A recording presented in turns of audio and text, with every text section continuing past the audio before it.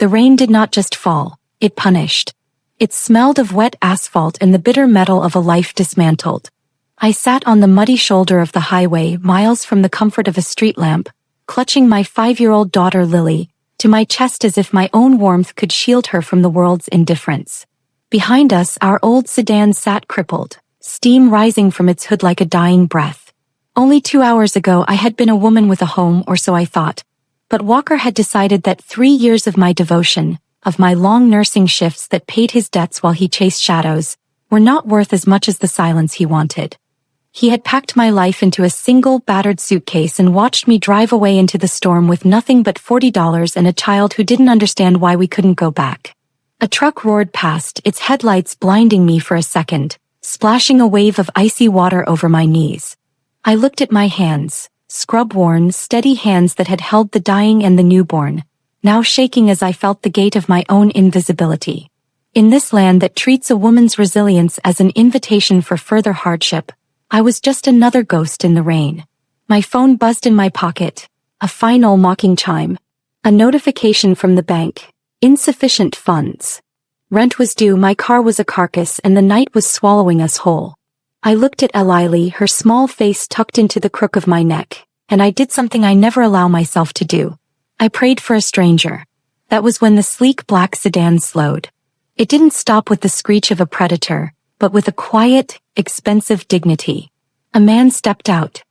He was tall, dressed in a suit that spoke of power I only saw in magazines, holding an umbrella over us as if it were a natural extension of his grace. He didn't ask if I was trouble. He simply looked at Lily, then at me, and his eyes, dark, bottomless, and strangely calm, held a recognition that chilled me more than the wind. "Everyone deserves help once in a while," he said softly, his voice a deep, accented melody that felt like a promise and a warning all at once. He didn't give me his name. He only gave me a chance. I watched his taillights disappear into the gray, never dreaming that the next time I saw those eyes, I would be the one holding his life in my steady, tired hands as he lay dying in my emergency room. The rain continued its rhythmic drumming against the roof of the black sedan, a sound like 1,000 small fingers insistent on being heard. Inside the car, the silence was heavy, smelling of expensive leather and the faint, sharp tang of a world I did not belong to. The stranger, whom I now saw clearly in the dim glow of the dashboard, did not speak. He drove with a fluid grace, his steady hands on the wheel contrasting with my own, which still shook as I held Lily. Every few minutes, he would glance at the rearview mirror, his dark eyes scanning the empty highway with a professional alertness that made my pulse quicken. He pulled into the lot of a small motel on the outskirts of the next town, a place that looked clean and quiet, far removed from the neon-lit desperation of the city. He stepped out first, again opening the umbrella to shield us as he helped me from the car. I felt small beside his broad shoulders, a mere reed in the wind, yet for the first time since Walker had turned the lock, I did not feel invisible. At the front desk, he spoke in low, measured tones to the clerk, his presence commanding a respect that needed no raised voice. He didn't just pay for a room, he paid for peace. He walked us to the door of room 12. Lily was a dead weight in my arms, exhausted by a grief she couldn't name. He took the key from the clerk and handed it to me, his fingers brushing mine, a touch that was warm, calloused, and strangely reverent. "You should sleep, Jennifer Adams," he said, and the way he said my name felt like he had been practicing it, weighing the syllables of my life in his mouth. "I don't even know who to thank," I whispered, the words catching in my dry throat. He gave a small, enigmatic smile, a curve of the lips that did not quite reach those bottomless eyes. "Everyone deserves help once in a while," he replied softly. Without another word, he turned and walked back into the deluge, the black umbrella a lone silhouette against the gray November light. I stood in the doorway, watching until the red glow of his taillights vanished into the mist, wondering if I had been saved by an angel or a ghost. The fluorescent lights of the emergency room hummed with a sterile, uncaring energy that bit at my tired eyes, a sharp contrast to the soft shadows of the motel room where I had left Lily with a neighbor I barely knew but had to trust. 3 days had passed since the storm on the highway, and my life had settled into the frantic, bone-weary rhythm of a double shift at the hospital. To be a nurse is to be a professional mourner and a silent witness. I moved between white-sheeted beds, my hands steady as I changed dressings and checked vitals, though my heart still felt as fragile as spun glass. The air in the ward was thick with the smell of antiseptic and the low, constant murmur of pain. Between the crises, the break room television flickered with images of a world that didn't know the cost of a long night. A news anchor, perfectly coiffed and smiling, spoke of the evening's high-profile charity gala being hosted by the city's most elusive magnate. I caught a glimpse of silk dresses and glittering diamonds, luxuries that felt like a personal insult to a woman still counting pennies for milk. My co-workers gossiped about the mystery billionaire behind the event, a man named Yoon Tae-Kyung, whose wealth was said to be as vast as his reputation was shielded. I ignored the chatter, focusing instead on the weight of the stethoscope around my neck, the only armor I had left. I was a mother nurse, a woman who spent her days mending the broken while her own life remained a jigsaw puzzle with missing pieces. I thought of the stranger from the highway, his silent grace, and the way he had looked at me as if I were a person of value, not an inconvenience to be cleared from the road. He was a ghost I had pushed to the back of my mind, a fleeting dream of safety that didn't belong in the cold reality of a 12-hour shift. But as the clock ticked toward midnight, the heavy double doors of the ambulance bay burst open. The calm of the ward was shattered by the frantic shouting of paramedics and the heavy, synchronized footsteps of men who didn't look like they belonged in a hospital. They were dressed in dark, expensive suits, their faces masks of controlled fury as they flanked a gurney. I stepped forward, my professional mask sliding into place, ready to receive another broken body. But when the lights hit the man on the stretcher, pale, sweating, and fighting for a breath that wouldn't come, my world tilted. It was the same jawline, the same broad shoulders I had leaned toward in the rain. The man who had saved me from the storm was now being rushed into my care, his life leaking away into the sterile white air of the ER. The sirens did not just wail. They shrieked with a jagged metallic urgency that sliced through the sterile hum of the ER. The heavy double doors burst open, admitting a frantic rush of cold air and a phalanx of men whose faces were carved from the same hard stone as the city's skyscrapers. They moved with a synchronized, lethal grace, surrounding a gurney as if it were a fallen altar. My professional mask, forged through 1,000 nights of trauma, slid into place as I stepped forward to meet the chaos. But the mask shattered the moment the overhead lights hit the patient. It was him. The man from the highway, the silent savior who had gifted me a night of safety in a world that usually offered only thorns. Now the charity magnate Yoon Tae-Kyung was a ghost of his former self, his sharp jawline tight with agony and his olive skin slick with a cold, gray sweat. His breath came in shallow, desperate rattles, as if his very lungs were being turned to lead. This was not a standard cardiac arrest or the messy aftermath of a street fight. This was something clinical and calculated. "Clear a path," one of the suited men barked, his voice a whip-crack of authority that brooked no delay. I didn't wait for his command. My hands, those steady, scrub-worn tools of my trade, were already moving, reaching for the monitors to map the failing rhythm of his heart.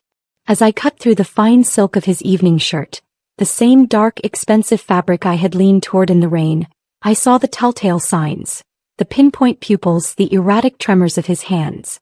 The ER became a blur of blue scrubs and shouting doctors, but for a heartbeat our eyes met. In that dark, bottomless gaze, I saw a flicker of recognition, a silent plea from a king who had been brought low by a shadow. The doctors scrambled to stabilize him, their voices a distant roar, but my mind was already racing ahead, connecting the dots of his symptoms to a darker reality. The man who had rescued me from the rain, who had seen me as a person when I was invisible to the rest of the world, was now a body on a table, fighting a battle he couldn't win with muscles alone. I realized then that I was the only person in this room who knew the weight of the debt he was owed. The sirens had stopped, leaving a heavy, expectant silence in their wake, and as I pressed my fingers to his pulse, I knew that the nurse was no longer just a witness. I was the only thing standing between the stranger and the dark. The clinical silence of the intensive care unit was a thin veil, draped over a reality that hummed with a different kind of violence than the storm on the highway. I stood over Yoon Tae-Kyung, my hands moving with the practiced, rhythmic grace of a woman who had spent her life mending what others sought to break. His vitals on the monitor flickered like a dying candle, a jagged script of a life being pulled into the shadows. As I checked the site of his fore, my eyes caught a faint bluish discoloration around the puncture mark, a bruise that did not belong to a simple collapse. I had seen the faces of the dying the way a heart simply tires of the world and stops, but this was different. This was a poisoned gift, a clinical and calculated erasure of a man who moved through the city like a sovereign. The tremors in his hands were not the frantic reach of a failing heart. They were the erratic protests of a nervous system under siege. My mind, sharp and weary from 1,000 nights of trauma, began to piece together the fragmented map of his symptoms. The pinpoint pupils, the metallic scent of his breath that mingled with the sterile air of the air. This was no accident of nature or a sudden failing of the flesh. It was a targeted assassination, a slow-acting toxin hidden perhaps in a celebratory toast or a quiet meal. I looked at the dark-suited men standing like sentinels at the door, their faces masks of controlled fury, and I realized they were not just guarding a patient. They were guarding a secret that could ignite the city. The man who had stood in the rain to shield me and Lily was now the one who was invisible, a target in a war I was only beginning to understand. He had called me Piccolola, in my dreams of that night, a name for something precious worth keeping. Now, as I adjusted the flow of his medication, I knew that my steady nurse's hands were the only barrier against the shadow that had followed him from the gala. The world treated a woman's resilience as an invitation for hardship, but they did not know that a mother who had survived the rain knew exactly how to track the scent of a predator. I leaned closer to him, whispering a promise in the sterile quiet, knowing that to save the man who had seen me, I would first have to uncover the ghost who had tried to kill him. The hospital wing had been transformed into a cold, silent fortress. The usual clutter of the night shift, the rattling of meal trays and the tired chatter of nurses, had been replaced by the heavy, synchronized presence of the shadow guards. They stood at every entrance, their faces as unyielding as the stone of a tomb, their earpieces glinting under the harsh fluorescent lights.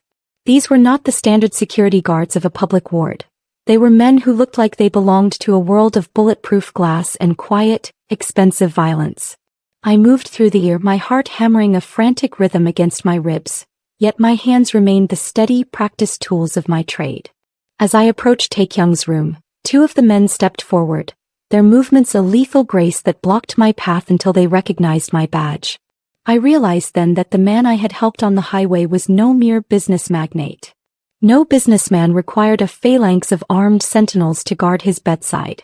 In the sterile light of the room, the truth settled over me like a shroud. The untraceable power he moved with, the way the world seemed to bend to his quiet commands, spoke of a life written in blood and shadow. He was more than a stranger who had been kind in the rain. He was a sovereign of a different kind of empire. The shadow guards were not protecting a patient. They were guarding a mafia boss who had been brought low by a traitor. As I adjusted the flow of the saline drip, I felt the weight of the secret I now carried. I was a single mother, a nurse who had spent her life trying to remain invisible to avoid the world's hardships, yet now I was the only witness to a war I didn't understand. The man who had seen my humanity when I was trash in the rain was a monster to the rest of the world. But as I looked at his pale, sweating face, I knew I couldn't run. I had entered a world of blood and debt, and the shadow guards, outside the door, were the only thing standing between us and the dark. The sterile air of the intensive care unit felt heavy, a shroud of artificial life that hummed with the electric pulse of machines. I sat by the bed, my nursing stool a small island in a sea of gleaming equipment and silent, dark-suited sentinels. For hours I had watched the rhythmic rise and fall of Yoon Tae-Kyung's chest, my hands restless in my lap, those steady, scrub-worn tools of my trade waiting for a sign of the man beneath the magnate. It happened in the gray, quiet hour before dawn, when the hospital feels most like a bridge between worlds. His hand, calloused and large, twitched against the white linen and then his eyes opened. They were not the clouded, disoriented eyes of a patient waking from a toxin-induced slumber. They were sharp, dark, and instantly anchored to mine. Piccolola, he whispered, the name a jagged rasp in the quiet room. The word, which I had only heard in the soft edges of my memory, now felt like a heavy stone dropped into a deep well. I leaned forward, my fingers instinctively finding the racing pulse at his wrist. "Don't try to speak, Mr. Yoon. You've been through an ordeal." He ignored my professional caution, his grip tightening on my hand with a strength that spoke of a life forged in violence and unyielding will. He looked past me toward the door where the shadow guards stood as unmoving as statues, and then back to me with a desperate, naked honesty. They watch, he breathed, his voice a low melody of pain and suspicion. They wait for the empire to fall. He pulled me closer until the scent of his skin, expensive cologne and the sharp tang of sickness, filled my senses. In my world, Jennifer Adams, loyalty is a currency spent on betrayal. My blood carries the rot of my own house. My breath caught as the monitors chirped a frantic warning of his rising agitation. I am just your nurse, sir. I am here to mend you. No, he said, his dark eyes burning with a terrible, lonely certainty. You are the woman who stood in the rain when you had nothing, yet gave me your name without fear. You saw the man, not the monster. I have many guards, many soldiers, but only one life. And you are the only one I trust to hold it. I looked at our joined hands, the king of shadows and the woman the world had discarded, and felt the weight of a debt I had never asked for. He wasn't just asking for medicine, he was asking for a sanctuary. As the sun began to bleed through the hospital blinds, I knew the strong black woman, who had survived the highway, was now the only fortress standing between a sovereign and his ruin.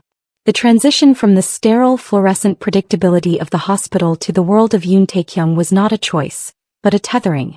It happened as the morning shift change began to hum, a time when a woman like me usually slips away into the gray anonymity of the city to become just another mother on a bus. Instead, Marco, the man whose suit whispered of a wealth that could buy and sell my entire neighborhood, stood before me in the private corridor. He did not use the language of a kidnapper, but the heavy, rhythmic politeness of a debt collector. Miss Carter, he said, his voice a low melody that brooked no refusal, the chairman's recovery is a delicate thing. The air in this building carries too many eyes, too many hands that might slip. He gestured toward the elevator and I saw my own reflection in the polished metal. A nurse, a mother, a woman who had been thrown out like yesterday's trash, by a man who never saw her, now being summoned by a king who saw too much. They did not ask if I had a life to return to or a daughter who waited for the scent of my skin to feel safe. In their world, a request from Tae-Kyung was a sovereign decree. I was invited to his safe house, a term that felt like a velvet glove over a fist of iron. As we descended into the sublevel parking, the smell of exhaust and concrete rising to meet us, I felt this strong black woman. I had been forced to be bracing for a new kind of storm. I was ushered into the back of a black SUV, the door closing with a quiet, expensive click that sounded like a lock. Across from me, Tae-Kyung sat in the shadows, his face pale but his dark eyes burning with that same intense, lonely certainty. He reached out, his calloused hand covering my own steady, scrub-worn fingers. You are the only one who knows the map of my failing, he breathed, the scent of his cologne and cedar filling the cramped, bulletproof space. The city blurred past the tinted windows, a world of normal lives that felt impossibly far away. I was no longer just a witness to his pain. I was a part of his blood and debt, a loose end being pulled into the heart of a fortress.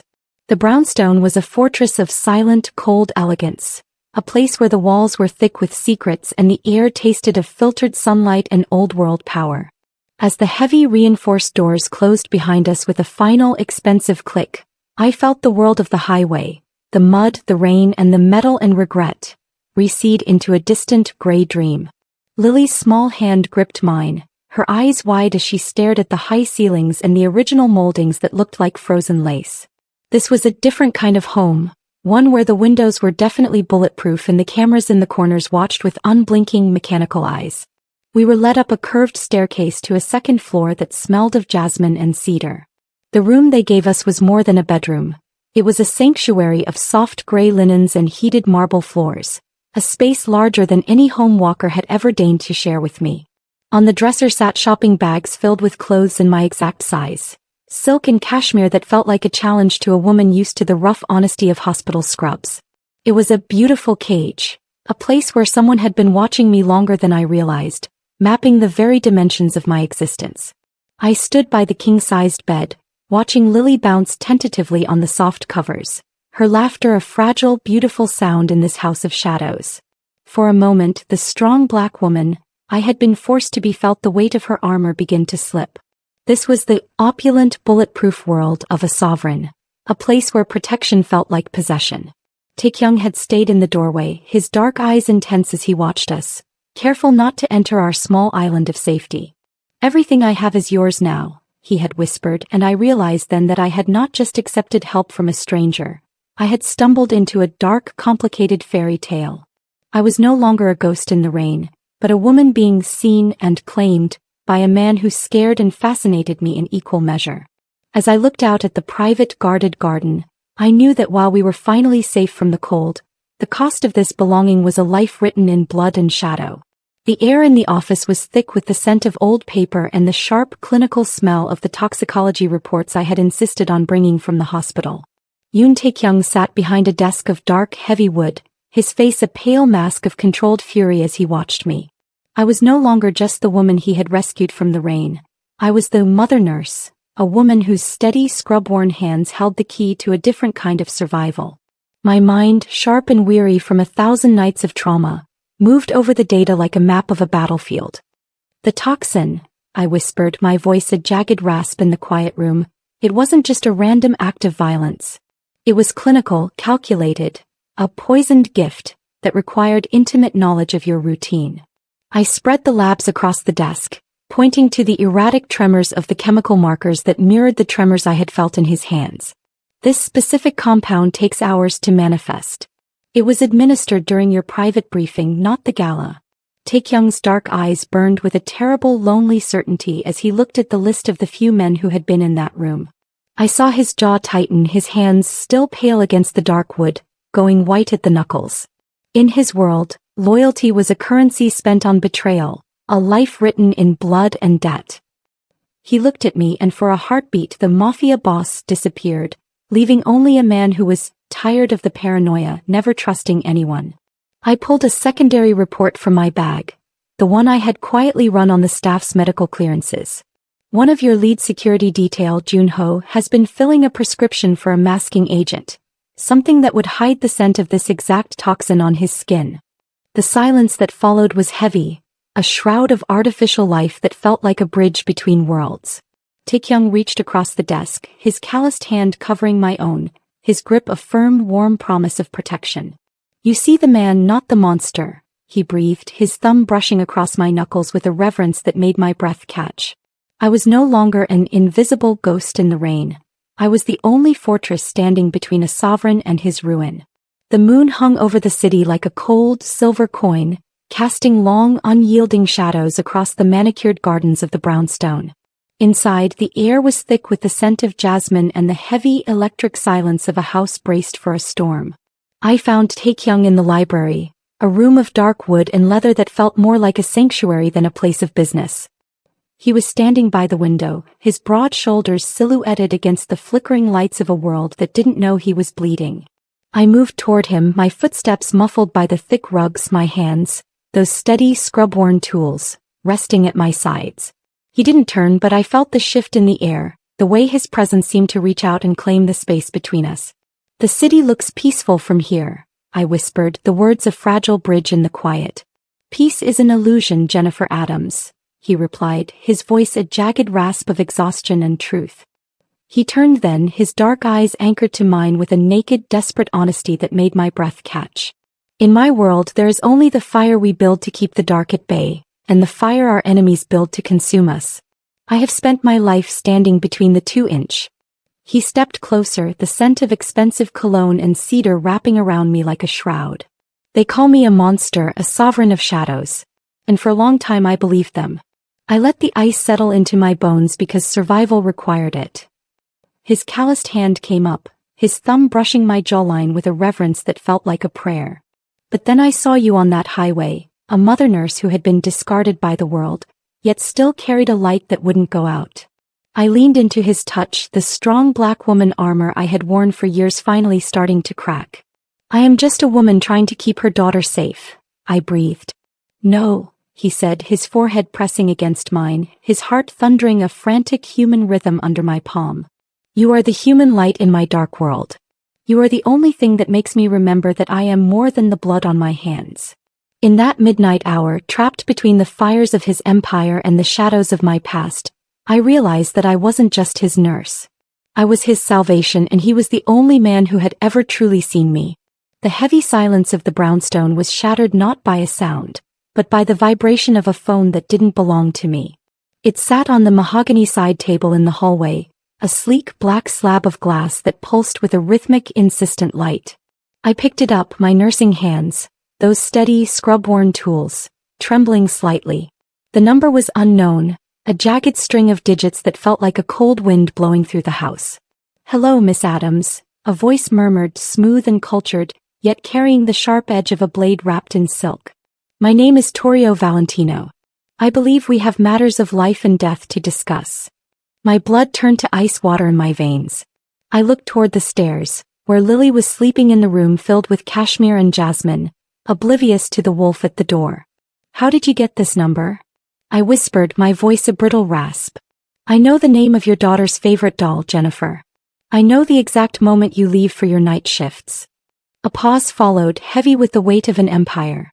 Dante Caruso is a sentimental man, and sentiment is a luxury his world cannot afford. He is weak because of you, and in our world, weakness is a terminal illness. I gripped the phone tighter, my heart thundering a frantic human rhythm. "He is my patient. I am a nurse." "Then perform your duty," Torrio replied, his tone as flat and absolute as a grave. "Let the patient die. A small slip in the dosage, a momentary lapse in your steady hands, and you are free.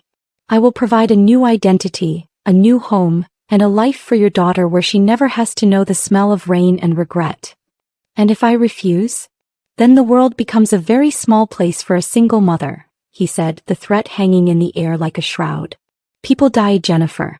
Sisters, nephews, daughters. The choice is yours."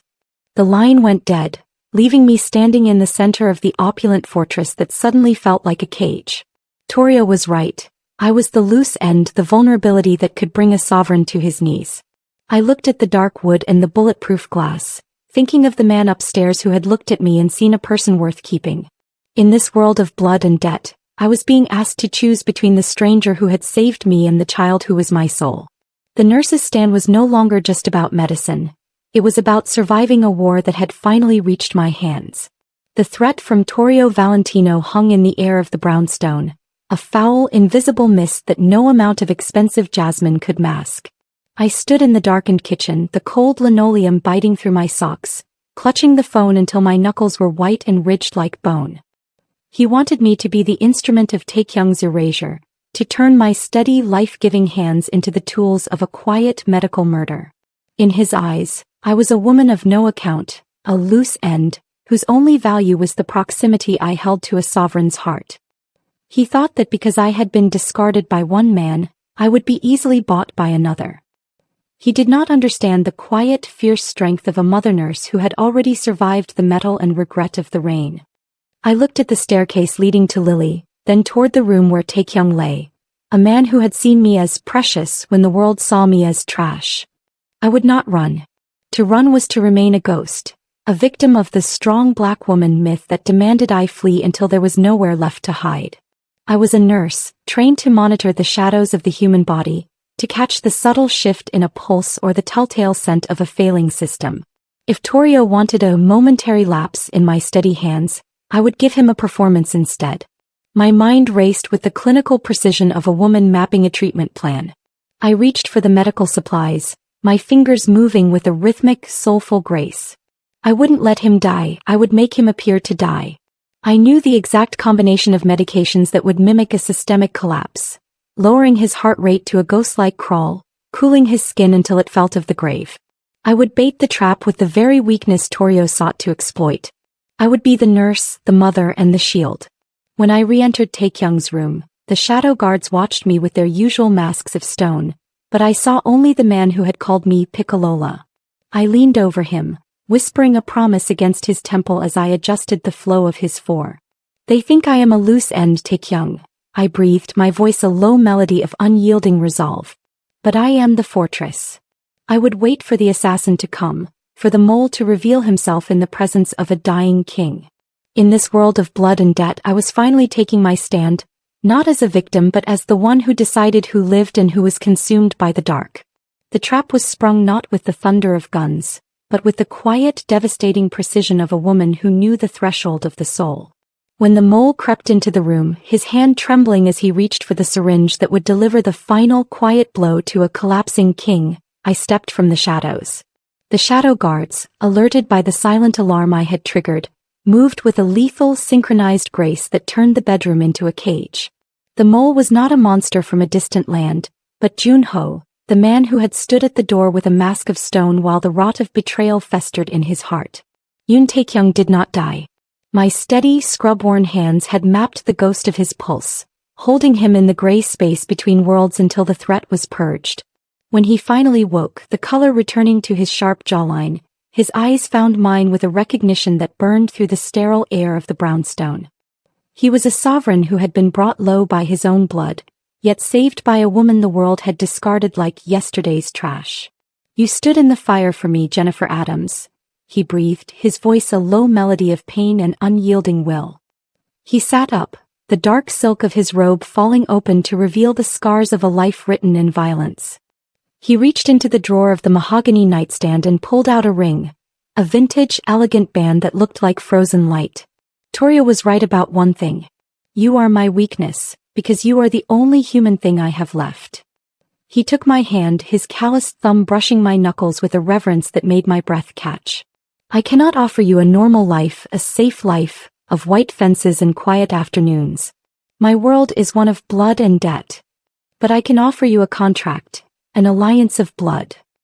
He looked toward the door where Lily was sleeping, protected by the very empire that sought to consume us. "Marry me, Jennifer. Become a part of this family, protected by my name and my power. As my wife, you and your daughter will be untouchable. Torio, the Valentinos, the shadows. None shall reach you again." I looked at the ring, then at the man who had seen me in the rain when I was invisible. This was insane, a dark, complicated fairy tale.